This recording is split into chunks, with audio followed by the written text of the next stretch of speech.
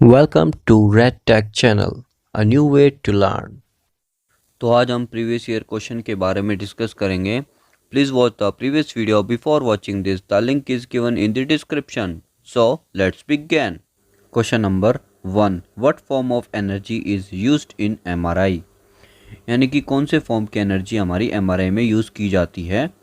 Option A है हमारा radio waves, option B है हमारा साउंड वेव्स, ऑप्शन सी है हमारा एक्सरेज एंड ऑप्शन डी है हमारा अल्ट्रावायलेट रेज. तो राइट आंसर है हमारा ऑप्शन नंबर ए, यानी कि रेडियो वेव्स यूज़ की जाती है मैग्नेटिक रेजोनेंस इमेजिंग में, एमआरआई में. जैसा कि हमें पता है रेडियो फ्रीक्वेंसी वेव सेंड की जाती है ह्यूमन बॉडी की हाइड्रोजन प्रोटॉन को अनदर डायरेक्शन में फ्लिप कराने के लिए, एंड देन वो रिटर्न करते वक्त जो एनर्जी एमिट करते हैं उससे हमारी एमआरआई इमेज फॉर्म होती है. डिटेल्ड वीडियो आप एमआरआई प्लेलिस्ट में देख सकते हैं. Question number 2. The abdominal aorta bifurcates into left and right. यानी कि जो हमारी एब्डोमिनल आयोटा है वो बाइफरकेट होती है, यानी कि डिवाइड होती है दो में, लेफ्ट और राइट. कौन सी आर्टरीज में? ऑप्शन ए हमारा common iliac arteries, option B हमारा popliteal arteries and option C हमारा femoral arteries and option D हमारा टीबियल आर्टरीज. तो राइट आंसर होगा हमारा ऑप्शन नंबर ए, यानी कि common iliac arteries. Common iliac arteries right और लेफ्ट बाइफरकेट होती हैं. अब डायग्राम की मदद से हम समझते हैं. जो हमारी बीच में आर्टरी देख रहे हैं ये हमारी एब्डोमिनल आयोटा कहलाती है, जो हमारी देन बाइफरकेट होती है राइट और लेफ्ट कॉमन इलियक आर्टरी में. और common iliac artery further divide होती है हमारी इंटरनल और एक्सटर्नल. देन जो हमारी एक्सटर्नल वाली है वो हमारी डाउन टुवर्ड्स जो हमारी फीमर है या हमारे कह सकते हैं लोअर लिम्ब है उसमें आती है और वो फेमोरल आर्टरी बन जाती है. तो हमारी जो डीप डाउन है यानी कि जो लोअर लिम्ब में है वो हमारी फेमोरल आर्टरी है.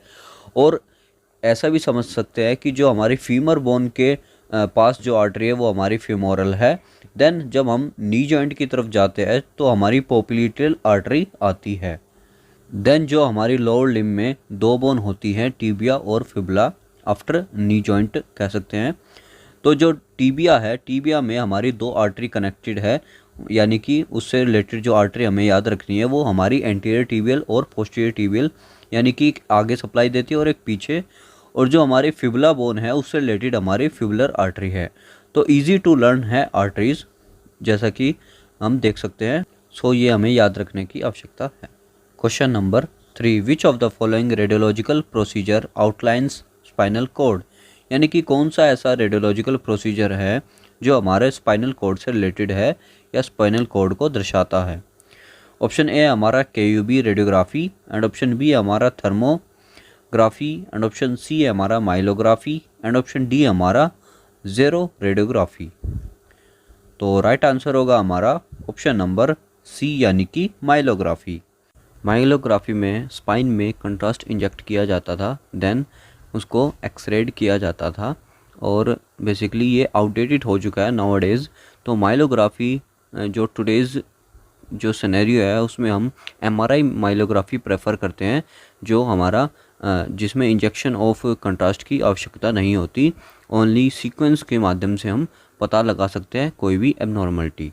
तो एक्सरे और सीटी से रिलेटेड जो है वो आउटडेटेड हो चुकी है. मोस्ट ऑफ द केसेस में एमआरआई माइलोग्राफी को प्रेफर किया जाता है. Question number 4. Unexposed x-ray film is comprised of transparent polyester base coated with an emulsion containing radiation sensitive particle known as. यानी कि जो हमारी अनएक्सपोज्ड फिल्म होती है उसमें एक ट्रांसपेरेंट जो पॉलिएस्टर है, पॉलिएस्टर बेस्ड कोटेड मटेरियल होता है, जो हमारा जिसमें रेडियो सेंसिटिव मटेरियल है, पार्टिकल है, वो बेसिकली कौन सा है. तो ऑप्शन नंबर ए हमारा silver bromide, option number B हमारा silver iodide, option number C हमारा both A and B and option D हमारा नेदर ए और बी. तो राइट आंसर है हमारा ऑप्शन नंबर सी, यानी कि बोथ ए एंड बी, यानी कि हमारा सिल्वर ब्रोमाइड और सिल्वर आयोडाइड होता है कोटेड इसमें अनएक्सपोज्ड एक्सरे फिल्म में. Question number 5. Swimmer view is used for taking x ray of, यानी कि हमारा जो स्विमर व्यू है वो किस पर्पज़ के लिए लिया जाता है एक्सरे में। ऑप्शन ए हमारा लंबोसेक्रल स्पाइन, ऑप्शन बी हमारा cervico thoracic junction, option C हमारा हुमरस एंड ऑप्शन डी हमारा कोकेक्स। तो राइट आंसर होगा हमारा ऑप्शन नंबर बी, यानी कि सर्वाइको थोरैसिक जंक्शन के लिए स्विमर व्यू किया जाता है। सर्वाइको थोरैसिक जंक्शन मतलब सर्वाइकल और थोरैसिक का जो जंक्शन है बेसिकली उसको बोलते हैं। अब सर्वाइकल का जो एंड है यानी कि C7 जो हमारी वर्टिब्रा है और हमारा जो थोरैसिक 1 है यानी कि T1, उसको देखने के लिए बेसिकली स्विमर व्यू करते हैं। इसमें एक हैंड अपर रेज्ड होता है और जैसा कि आप डायग्राम में देख सकते हैं हमारा स्विमर व्यू का एक्सरे है जो हमारा प्रॉपर जो पोजिशनिंग के साथ है। Question number 6. Water view is used for taking x ray of, यानी कि जो हमारा वाटर व्यू है वो किस पार्ट का एक्सरे करने के लिए लिया जाता है। ऑप्शन ए हमारा base of skull, option B हमारा mastoid bones and option C हमारा ऑर्बिट्स एंड ऑप्शन डी हमारा पैरानेजल साइनस। तो राइट आंसर होगा ऑप्शन नंबर डी, यानी कि पैरानेजल साइनसिस। अब बात करें वाटर्स व्यू की पोजीशनिंग की, तो जैसा कि आप डायग्राम में देख सकते हैं जो हमारी चिन है पेशेंट की वो हमारी कैसेट पे अटैच होगी और अपवर्ड थोड़ा सा ऊपर की तरफ पेशेंट देखेगा और ऑक्सीपिटल बोन पे पीछे एक हमारा स्क्वेमस पार्ट होता है ऑक्सीपिटल बोन पे, उस पे सेंटरिंग करते हैं और ओपन माउथ होना चाहिए।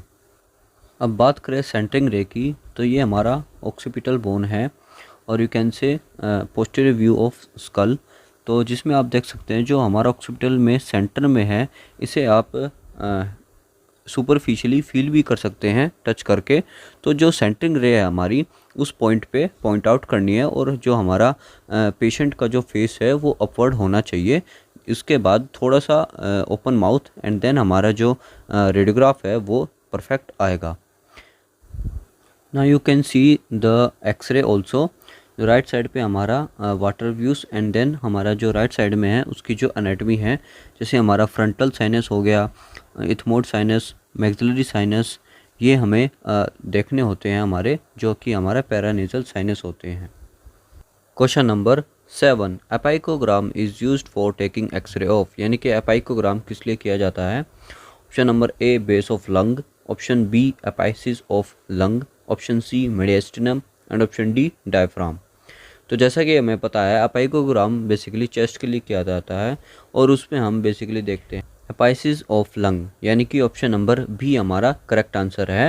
एपाइसिस ऑफ लंग्स को देखने के लिए एपाइकोग्राम किया जाता है। पोजिशनिंग आप डायग्राम में देख सकते हैं, जो हमारा अपर पोर्शन है वो हमारा अटैच होता है फिल्म के कैसेट के और जो नीचे वाला पोर्शन है वो आगे की तरफ होता है, जिससे हमारे जो एपाइसिस हैं लंग के वो क्लियर विजुलाइज हो जाते हैं, mainly to rule out any tumour or cancerous tissue in the chest. Question number 8. Which procedure uses non ionising radiation, यानी कि कौन से प्रोसीजर में हमारी नॉन आयोनाइजिंग रेडिएशन यूज़ की जाती है। रेडिएशन में भी हमारे दो टाइप्स होते हैं, आयोनाइजेशन और नॉन आयोनाइजेशन, या बेसिक फिजिक्स की प्लेलिस्ट में जाके देख सकते हैं। ऑप्शन ए है हमारा nuclear medical imaging, option B हमारा एक्सरे, ऑप्शन सी है हमारा सीटी एंड ऑप्शन डी है हमारा एमआरआई। तो नॉन आयोनाइजिंग रेडिएशन का इस्तेमाल basically option number D correct answer है, एमआरआई होगा, क्योंकि जो बाकी जो ऑप्शंस है उसमें आयोनाइजिंग रेडिएशन का यूज़ किया जाता है और बेसिकली रेडिएशन का, और जो हमारा ऑप्शन नंबर डी है एमआरआई में हमारा रेडियो वेव्स का इस्तेमाल किया जाता है। Question number 9. To detect gas fluid level in abdomen following x-ray view of abdomen are taken, जो गैस फ्लूइड लेवल है वो देखने के लिए हमारा कौन से एब्डोमेन का एक्सरे करवाया जाता है या सजेस्ट किया जाता है डॉक्टर के द्वारा। ऑप्शन नंबर ए हमारा AP view, option number B है हमारा lateral decubitus view, option C है हमारा erect view and option D है हमारा बोथ बी एंड सी। तो राइट आंसर होगा हमारा ऑप्शन नंबर डी, यानी बी एंड सी। तो हमारा जो लेटरल डेक्यूबाइटस व्यू है और इरेक्ट व्यू है एब्डोमेन का, वो हमारा गैस और फ्लूइड लेवल को देखने के लिए किया जाता है। तो जैसा कि आप देख सकते हैं डायग्राम में, जो हमारा पॉइंटेड एरिया है इसमें हमें एक सीधी लाइन नज़र आ रही है, तो ये हमारा एक फ्लूइड लेवल को दर्शाता है। और ऊपर जो हमारी गैस है, यानी कि जो हमारी गैस पोर्शन है वो अपवर्ड हो जाती है, ऊपर की तरफ हो जाती है, और जिससे हमें एक फ्लूइड लेवल पता चल जाता है बॉडी में एब्डोमेन इरेक्ट व्यू के हेल्प से। तो इसलिए एब्डोमेन इरेक्ट व्यू सजेस्ट किया जाता है। Question number 10, the most damaging type of radiation is, यानी कि जो ज़्यादा हार्मफुल रेडिएशन है, जो ज़्यादा डैमेज करती है, वो कौन सी है? Option number A beta rays, option number B X rays, option number C alpha rays, and option D है हमारा गामा रेज।